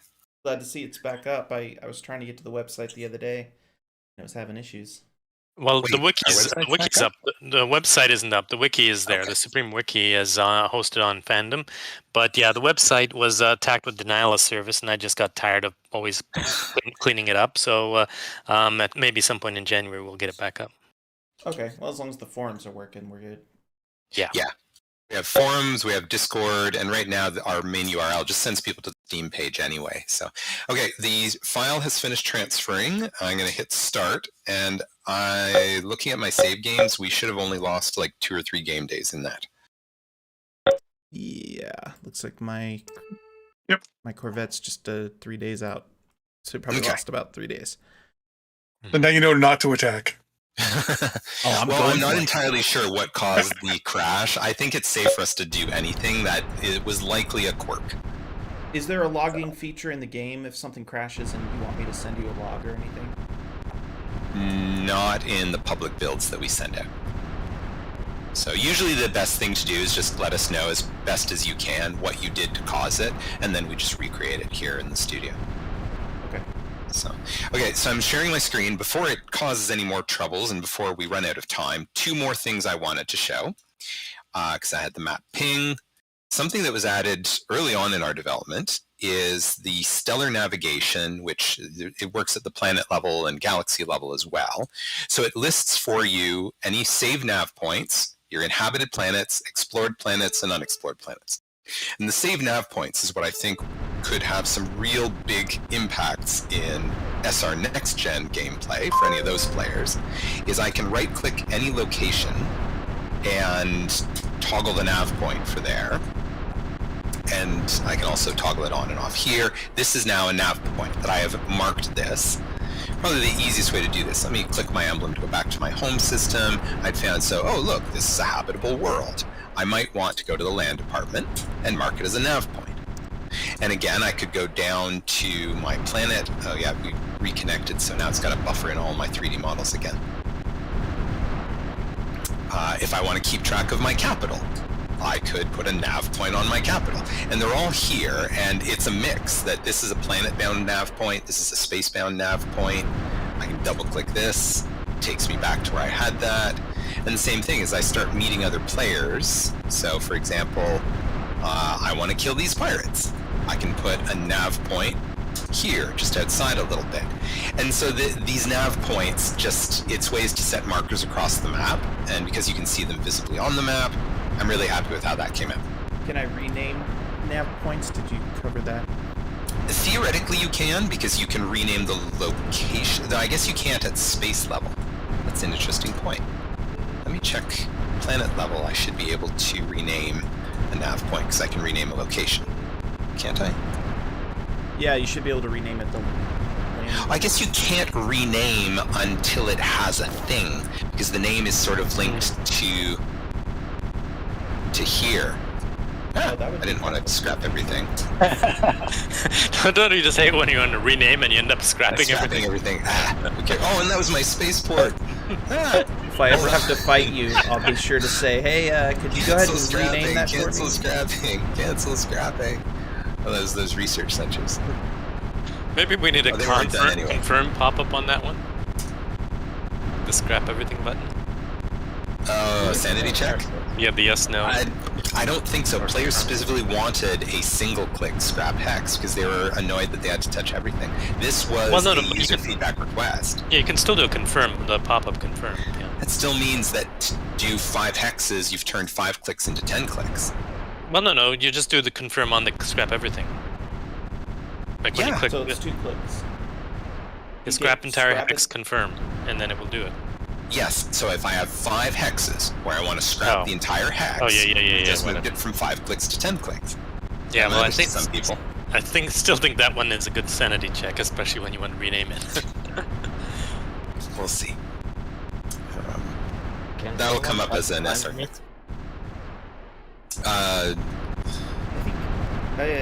If you look at my screen share, can you figure out where you are relative to me? Do you recognize any of those systems? Pardon? I will check my systems. I'm south of you. Rename nav points. I'm making myself a note. No, I don't see any. So that means you and I are really far apart. Yeah. Alright, I'll start spreading out some ships and seeing if I can find more stuff that's in connected Supreme to you. Ruler, when the AI would give you an offer, the merchant AI, or, well, just AI, actually, you had a pretty good idea of if you're getting screwed or not. Like, it'd say the value of this trade versus the value of your trade. But in this, there is no real value, so it's hard to know if it's worth it or not. That is true, George. Well, the thing is, it's sort of hard to say. I mean, what is a ton of agri worth to you? I mean, it's obviously if you have a planet that has a lot of your own production, it's going to be worth less to you personally than if you were had starving people who were complaining. So the fact that things don't have this artificial attachment to money means that it's not always easy to tell if something is worth as much to you as it should be to the other person. Okay. So I just have to kind of go, well, this is probably good value. And the merchant AI in Galactic Ruler is specifically intended to trade at essentially the baseline. That it's not looking to be nasty or nice.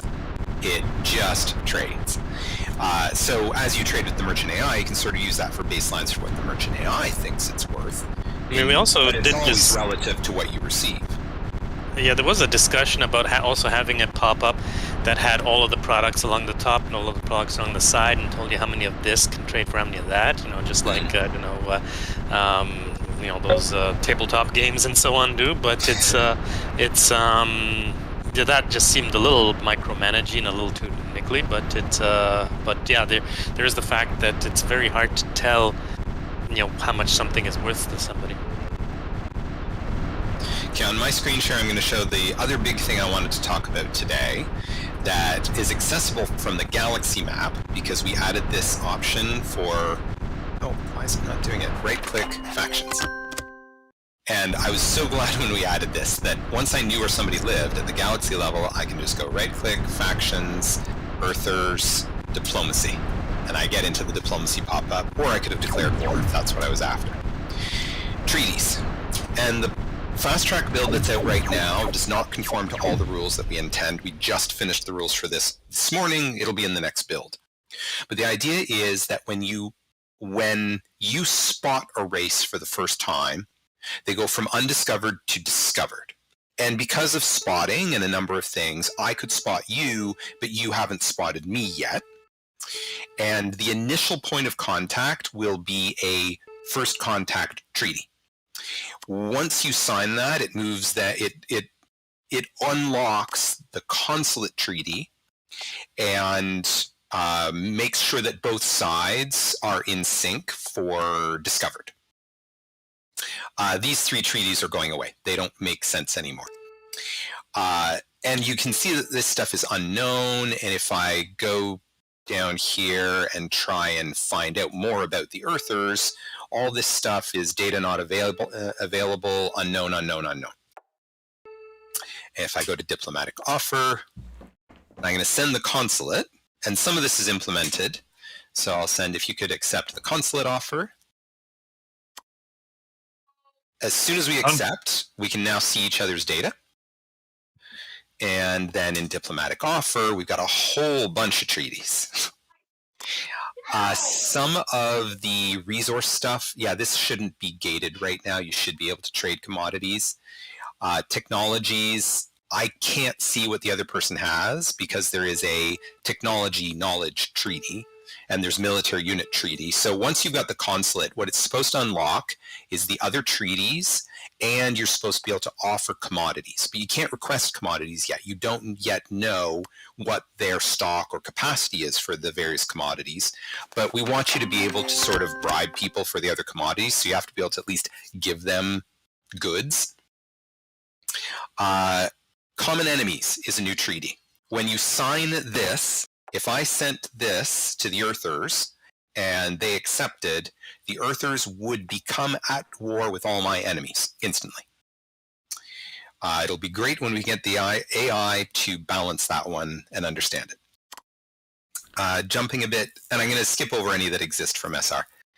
Galactic Discovery, if we send this and accept, anything I had visited, the Earthers will see at the galaxy level and vice versa.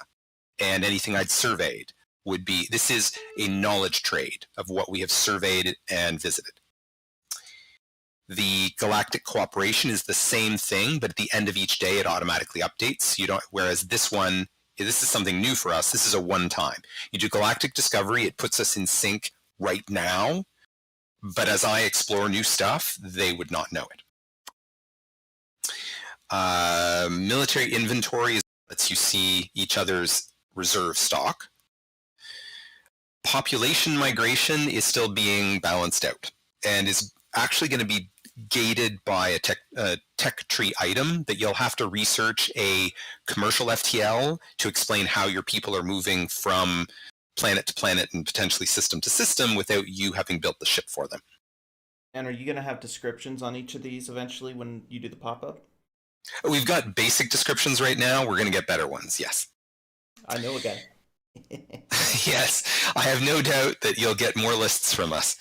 Not to mention that after the pirates, you saw the initial list of pirate names I had sent you. Yeah. Keegan, who'd made that first list, has been barred from making pirate names now because some of them were just painful puns. They were so funny. I was loving them. I enjoyed them, so maybe we'll let them try again. Okay, next one, reassign planetary forces. This is a case where you've landed your empire's troops on a colony world. You want the colony to take care of itself. If you send a reassign planetary forces, all your units on that colony will suddenly change ownership to the colony. So it's a way of instantly giving them the units without having to go through a diplomatic trade. Interestingly, George doesn't seem bothered by this, but it still makes my eye twitch. The units come with the soldiers. Reassign space forces is the same thing, but at space level. Then the 3 research ones. Research sharing will share knowledge of what you know. So you can start share all known. No, I got them mixed up. Research sharing will share all known tradable technologies. One time, everything that you're missing that I have, everything that I'm missing that you have. Research progress was the other one. You need research progress first. This lets you see the other person's research stuff. And then research cooperation is like sharing, but at the end of every day, if you complete a new tech, I would get it immediately. And then share Ftl Beacons means that as I plant a beacon, your ships jumping into a system will hone in on my beacon and be at that better position that I've already scouted out. And that is all of the new treaties that have been added. So it's a big chunk of changes. Is there a way to reduce my people's need for electricity? Like, could I toss them all back into mud huts or something? Because, geez. Not at this time. That goes back to George's comment about balancing, that we need to do better there's balancing. the rationing. I mean, you can set the rationing in the production department. So Even with the rationing, George, you cannot get far enough. well, it reduces their fair bit. Okay, so I mean, you, mud huts. you tried to explain space weapon range to me, and I cannot find it. I am looking at it. I cannot find it. Hey. Yeah, where did it go? It's You're missing. right. It is missing. Thanks for that. Okay, so it's not me. I'm not crazy. It's not you. Well, I am No, crazy. I'm writing that down. In fact, yeah, that's. And if you watch my screen share, I'll find one of my planetary units. I assume they're still working. Go to the pop-up and see. Hang on, I'm doing the... that's what I'm used to seeing is kilometer. And that should have been working. If I go back to select my interceptor, what about the ETT? No, it's not visible there either. What if I go to the blueprint? You can see your spotting range. Which is still in kilometers.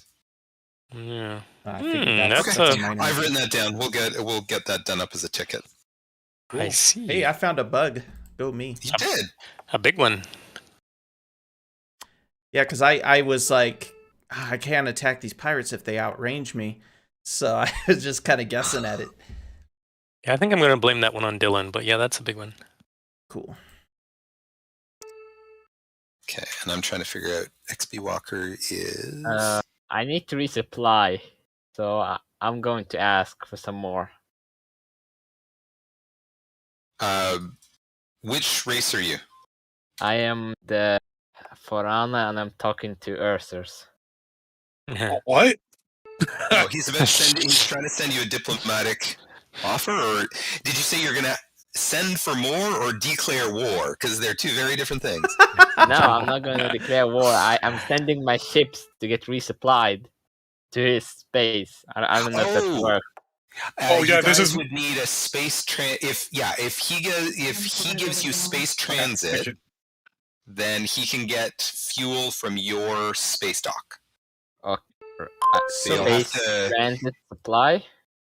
Yes. All right. I sent a treaty. Well, now hold on. If you really need it. It's a survey ship, okay? It's a survey ship. Don't worry. Nothing military. I agree. I agree with you, by the way, that troops should not transfer over with units. You should have to fill them with your own. Oh, it gets worse. When the pirate captures your spaceship and brings it home to scrap it, the ship still has all your crew on it. We've talked about this, that they're sending the ship into the grinder with the crew and everything. And they make a tasty snack. Ooh, bummer. Sucks to be a crew. Yeah, I think that'd be a cool treaty to have, like a soldier transfer treaty or something for, like, say you have an ally that is me, and we typically start with a lot less manpower than everyone else does. You could do like or not even a treaty, but maybe a trade, trade 20,000 reserve personnel for, I don't know, whatever, 5 million ore. I like how we're now selling soldiers. So you're basically saying the slave trade. You want to add the slave trade to our game, is what you're saying. Soldiers of fortune, right? I do not think that's how it works. America's like, hey, we'll send you 20,000 of our guys who no longer want to live here because we told them not to. Yes. So at the galactic level, the galaxy level, I can only select units that are FTL capable, right? Like, I'm noticing when I zoom out, I can only see 2 corvettes instead of my fighters. Yeah. Let me expand on that if you watch my screen share, at my home world, I get 3 bars to indicate that I have 3 FTL ships there. However, if I right-click units, it will show me the full list of everything FTL or not. If I select something that's not FTL, it still pulls me down to the system level. So there's no bleed through of being able to select something you shouldn't. But yeah, and actually one of the things while we're talking about this, Mac was talking about gas giants are the big thing you're looking for. We've been able to update the tooltip here. And I noticed a bug earlier today where sometimes it doesn't fill properly, but I haven't been able to replicate it. But here right now, I can see this system has 3 planets. If I mouse over this one, no gas giant. No gas giant. And this has become one of my key things when I'm playing is I pop around all over the place, and then at the galaxy level, I'm mousing over the various systems, trying to find... Oh! Gas giant. Oh no, that's a moon. I noticed It I can fooled me. FTL to myself too. I can right-click my own star system. Oh, I don't know if that's a bug or not, but thought you might want to know about that. there's one of my ships. So yeah, I could grab this guy. Control right-click FTL. I suppose it's a question of do they actually move? They did, yeah. They were going to the edge of the system, and I was like, oh crap! So I sent them back where they were going. Huh. I want to ask if this is a bug, because I just finished every single research and I didn't actually research it. That definitely sounds like a bug. You have all the text? What? Yeah, even command. Listen, I'm gonna share my own screen because This guy's a hacker, You know- guys. I wish. Actually, yeah, I wish at I'm least I can brag about it. I'm done as well. I just realized. Did you guys sign any treaties? Yeah, Not I just any- signed the. Yeah, we did. We signed the research treaties. but none of us finished. Okay, But none of us then, finished. okay, so there's clearly there's a bug in the share research that is causing you guys to be given things you didn't. I will flag that. We have every single piece of research. I That mean, is funny. you need to thank me. I mean, foreigners are very smart. Well, that resupply deal just got a whole lot of So I also noticed that when you capture an enemy space dock, it supplies that hex, but not the surrounding hex. There's been some debate Yes. about that some people think that should be the way it is that space supply shouldn't be zone of control, should only be the exact hex where the planet exists. Because how are you getting So that's intentional. that? It is... It's the way it is. think I mean, yeah, I think it's partially intentional, partially buggy, and we haven't changed it because we don't have a clear decision on what we want our end decision to be. To one of my viewers watching my stream right now, Pate, of all the developers I've known, this one is the most willing to admit when something's broken, which is why they're my favorite developer of all time, because they're very willing to say, oh, we screwed that one up. We're going to get it, though. And most developers I know they just cannot even say that's a mistake. They will always say it's intentional. It's a feature. It's not a bug, it's a feature. yeah, sometimes our biggest arguments are about whether, well, two things. Number one is whether the fix is actually better than the bug itself, but also the exact end way we want to do that. Like, yeah, right now it creates an oddity in that your home system does have the supply in the zone of control, so you only have to pop into your ownership to be supplied in your home system, but every other system you have to go right up to the planet. So that's a little hard to explain. So the fact that it's like that, it seems like that's maybe not the way we should leave it, but yeah, we haven't decided what we actually want to do. Cool. Mac has declared himself the official Galactic Ruler. Yeah, he has one now. I'm gonna build battle cruisers. I'm gonna build Yeah, I was battle gonna say, cruisers while you are stuck. Oh, okay. Before we all get killed, I just realized I have something else I can show if people watch my screen share. That 2 things to show. One, when you deploy a beacon in a system, at the galaxy level, you get this blue ring so that you can quickly see at the galaxy map where you do and do not have beacons. 2, the survey ships have been given a capacity to carry drones, total capacity of 1. So even though your drones are not FTL capable, you can put a drone on a survey ship, jump the survey ship, bring the drone, leave it in that system to explore. We've also updated, and now this drone is going to annoy me because it's going to move back and forth. Into a sea transport and then load the sea transport into a space transport? Naval units cannot be loaded into space transports. We intentionally don't allow that. And at the system level, there is nothing loadable. You can't put a space fighter into a space transport, but the transports were actually given carrier capacity because we thought that made sense, that again, you can just attach the fighter to the top of the ship to move it around. Well, so much for my plans for orbital fishing trawlers. Well, Okay, and I'm also watching the time. Yeah, it's probably be heading home because tomorrow's Christmas Eve and stuff. I think I'm going to suggest that this is where we wrap. Thank you very much to Average Gamer, to XP Walker, to Mac for joining us. And we do intend into the new year to stream some of our own stuff and to host more of these multiplayer games or participate until the community. Ideally, our hope is as we show some of this, that it entices the community to play some of their own multiplayer games, and therefore we get better feedback and stuff. So, yeah. Thank you very much. Hope you guys have a Merry Christmas, Happy New